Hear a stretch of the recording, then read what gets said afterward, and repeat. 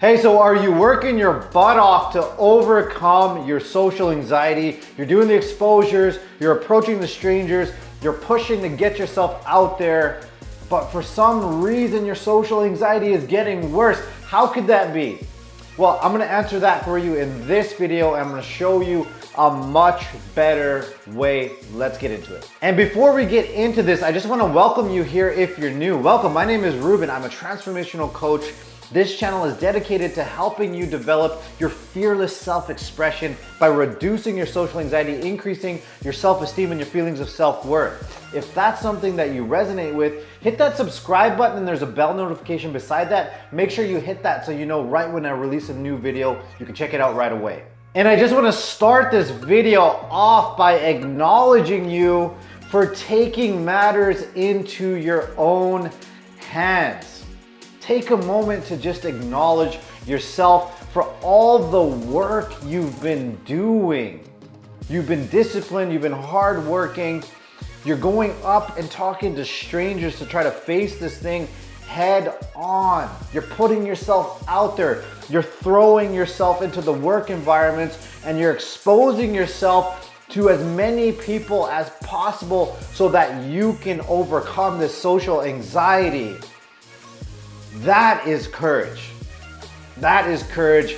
You deserve to be acknowledged for how hard you've been working at this thing.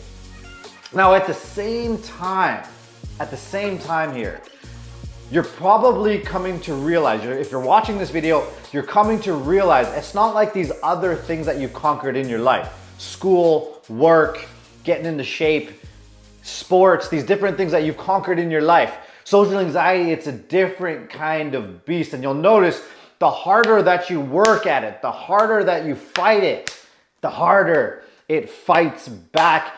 And eventually you will hit that wall and you'll be left in this place where you're feeling disheartened, hopeless, like you're defective, you're gonna be stuck like this forever. That's what social anxiety does. It's not something that you can outsmart. It's not something that you can really think your way out of. It's not something that you can just out-action your way out of through discipline and hard work. So moving forward, it's very important that you understand your anxiety levels. Say when you're going to interact with people and talk with people, your anxiety levels are based on your past. Your anxiety levels, the level of rumination and blankness and non-functionality and lack of irrational thinking, levels of fear, that's all based on your past. It's based on your subconscious mind.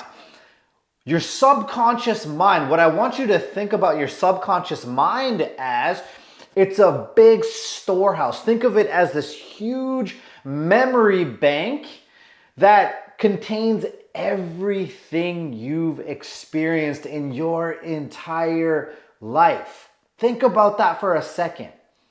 Every single thing you've experienced, everything, it's stored into your subconscious memory bank, your subconscious mind. And I want to show you this diagram here because everything that you've experienced, and this is a very simplified, obviously, this is not everything that you've experienced. So these circles here, they are your experiences. And it's important to realize that your subconscious mind, it stores your experiences, but it also stores them along with a feeling tone. So for example, these are experiences, but they're stored with the feeling tone of sadness. These are experiences, but they're stored with the feeling tone of fear, shame, embarrassment. And there could be overlap here. You could also have an experience that exists when you felt extremely fearful and you also felt embarrassed at the same time. Okay, and so the diagram is split up into avoid or engage. And we're gonna break this down a little bit more. So your subconscious mind, all us humans, I believe all human beings by their very nature are avoidant. There is not one single human being who wakes up and just wants to go after what they fear. We're all avoidant by nature. But when you have social anxiety, it adds a whole other layer. And let me explain why. We have avoid on this side, engage on that side. And what do I mean by that? Is your mind's gonna be looking for reasons to avoid. And what are those reasons? It's your past experiences. Your mind might try to rationalize and reason things out about the present moment, but that's just a smokescreen. What it's really looking for justification to avoid something is because of your past. Always it's about your past. And so over here, so for example, if you went through these embarrassing situations, let's say, for example, your teacher put you on the spot in front of the class where you're trying to read something, everybody's laughing at you, it's very embarrassing, for example. Well, those experiences are stored in your subconscious with the feeling tone of embarrassment. And the next time maybe you want to get up and speak in front of people, well, what is your mind going to do? It's going to pull from these experiences with the feeling tone of embarrassment and justify trying to avoid speaking up, avoid the public speaking, avoid speaking on the spot in front of people, avoid projecting your voice in front of a group of people, for example. Other examples here are shame. For example, maybe you were criticized constantly by your parents.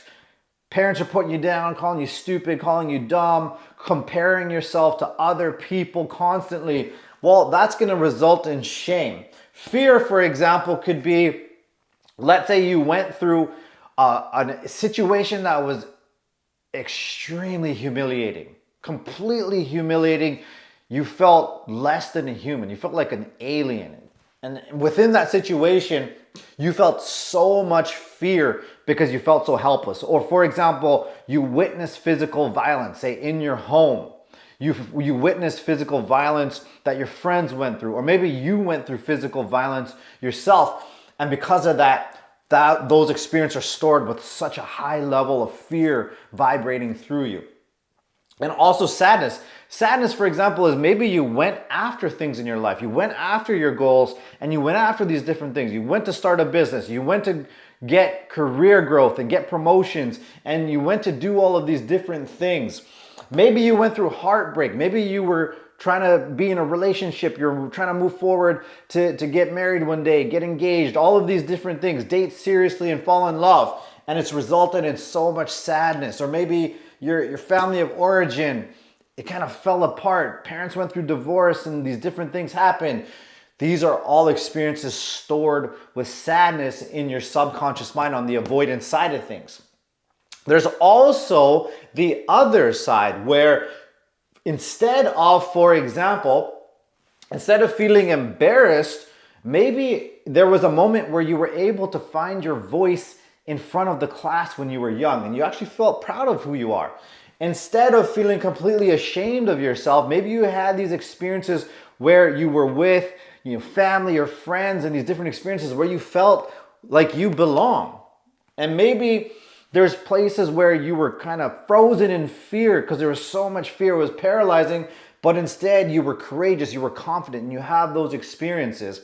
And maybe the opposite of sadness is you had these times where you felt happy, you were having fun in life, you went after things and you felt a lot of joy after the fact.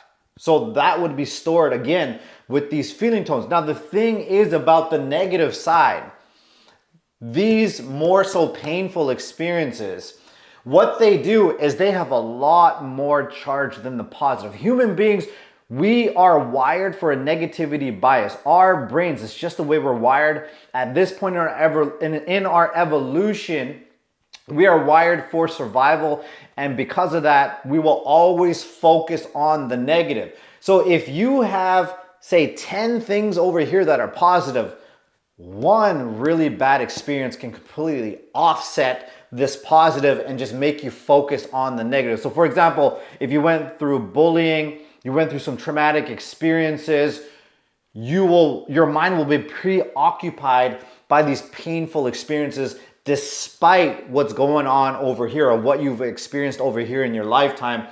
This is just going to be way too energized. This is going to be the thing that's vibrating through your mind and your body on a daily basis. And if this is helping you see, it's giving you this kind of moment where you realize, geez, my life wasn't all bad. Yes, things were traumatic, they were painful. Right now, I gotta heal this. I'm focused on this right now. I've been focused on it. But I'm starting to realize, yeah, there were good things that happened. There were some good times. I do have some amazing qualities. I had moments, for example, where I felt like I belonged and my true personality flowed outside effortlessly. And I remember those times where I was just in the moment, happy and having so much fun, laughing so hard, big belly laughs, okay? I want you to let us know in the comments. Comment below, what were those good times for you? Let us know what those experiences were when your true self came out. So if you push really hard at the exposure, you're talking to the strangers, you're pushing yourself at work to throw yourself into difficult situations with people, and you're not aware of what your actual triggers are, what exactly is coming up during those experiences of exposures, and you leave it vague, that is going to give that voice inside you, you know, that voice inside you that beats up on you. It tells you you're defective, there's something wrong with you, there's something fundamentally flawed about you and you can't overcome this thing. You're going to give it a lot of firepower if you don't have clarity over here. This is very, very, very important. And to help you understand what I'm talking about here, I want to share one of my student transformations with you.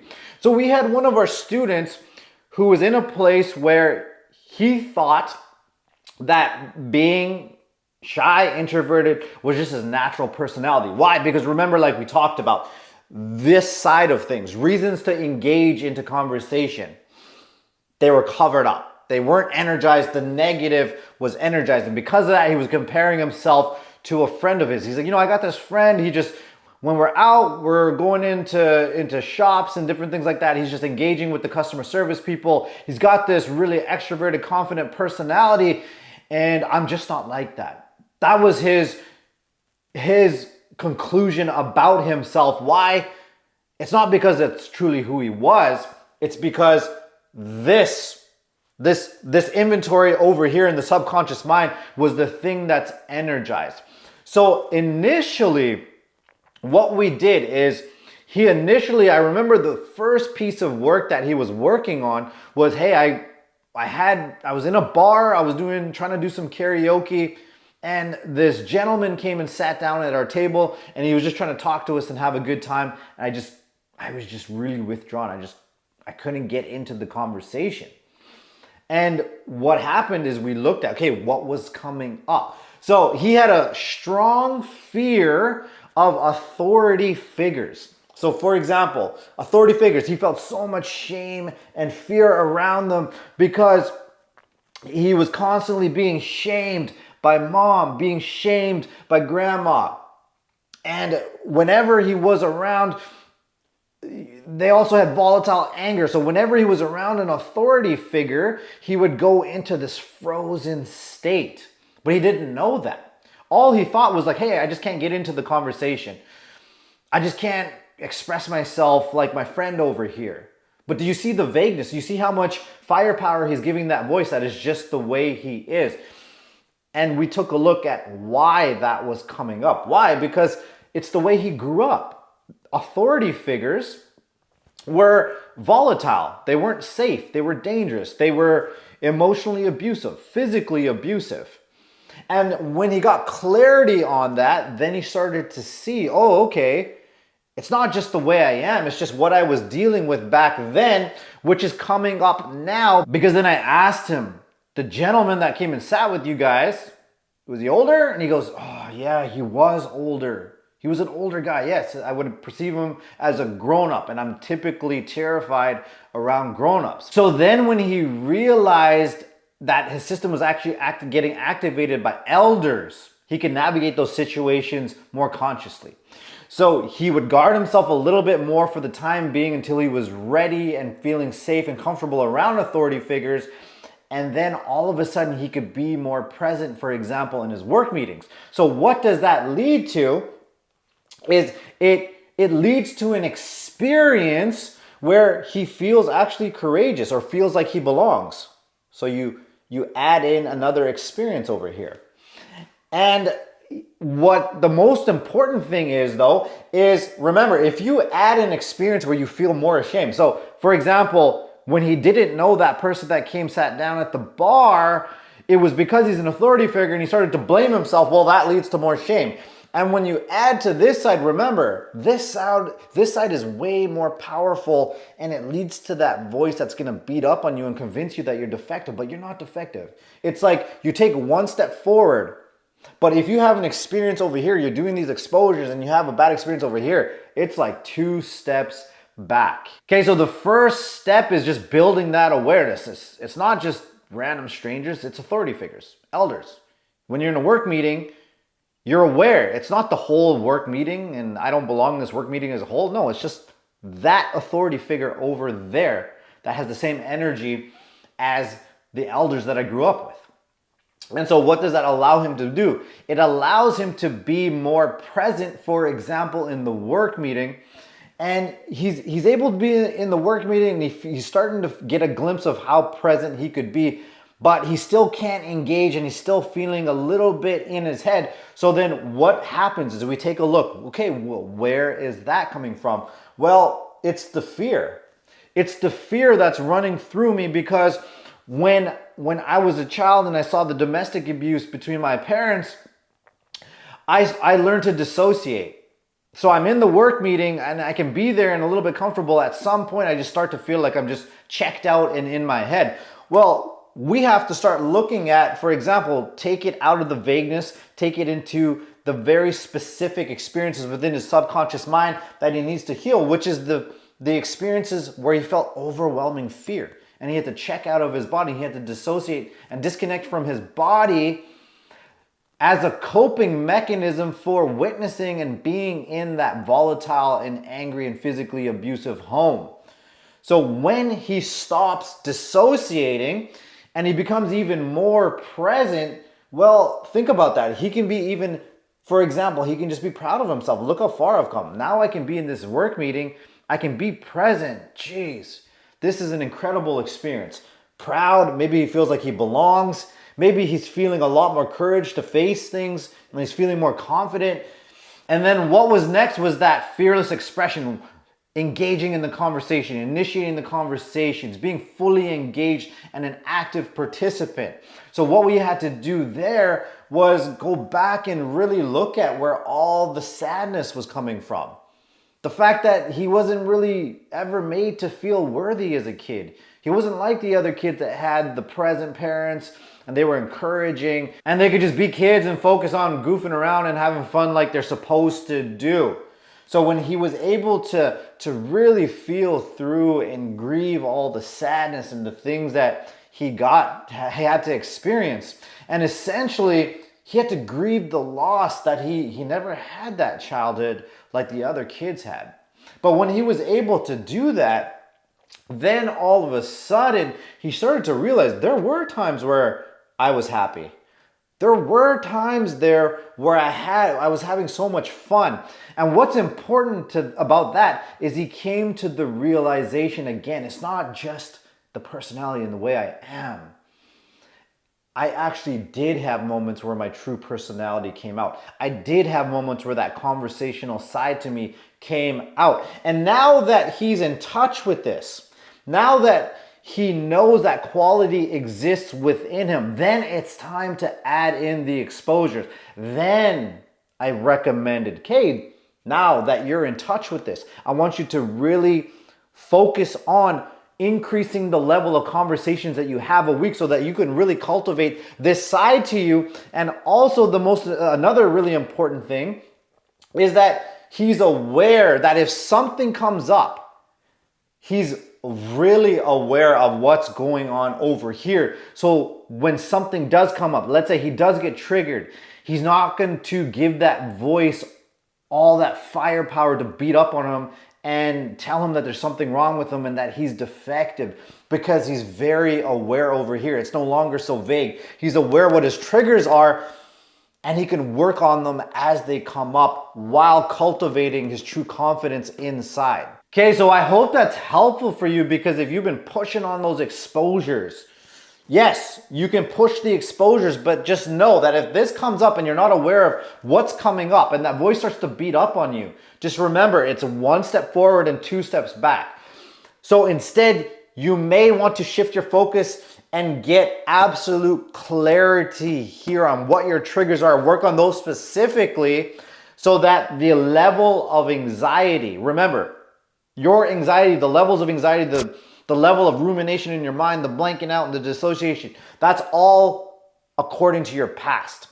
And if you can heal your past and you can lower the levels of anxiety, you can lower the level of rumination, you can make it so you don't dissociate so much, you can push forward even further on those conversations and exposures without having to take those two steps back. Okay, and if you need more help with this, I highly recommend you take our free masterclass. I'm gonna link it below the video. I highly recommend you take that class so I can show you how to work smarter, not harder. Become very clear on what those triggers are, how to trace back what those are and reduce those anxiety levels so that you can find your fearless self-expression by reducing that social anxiety and increasing that self-esteem. Again, link is below the video. Please empower yourself with that training today. And here's another video you can check out next, and that goes into how that subconscious mind that's running in the background can really affect your ability to express yourself in the moment and why it leads to so much self-censoring while you're trying to express yourself and making that interaction feel so heavy, so exhausting. I think it'd be really helpful if you check that out next.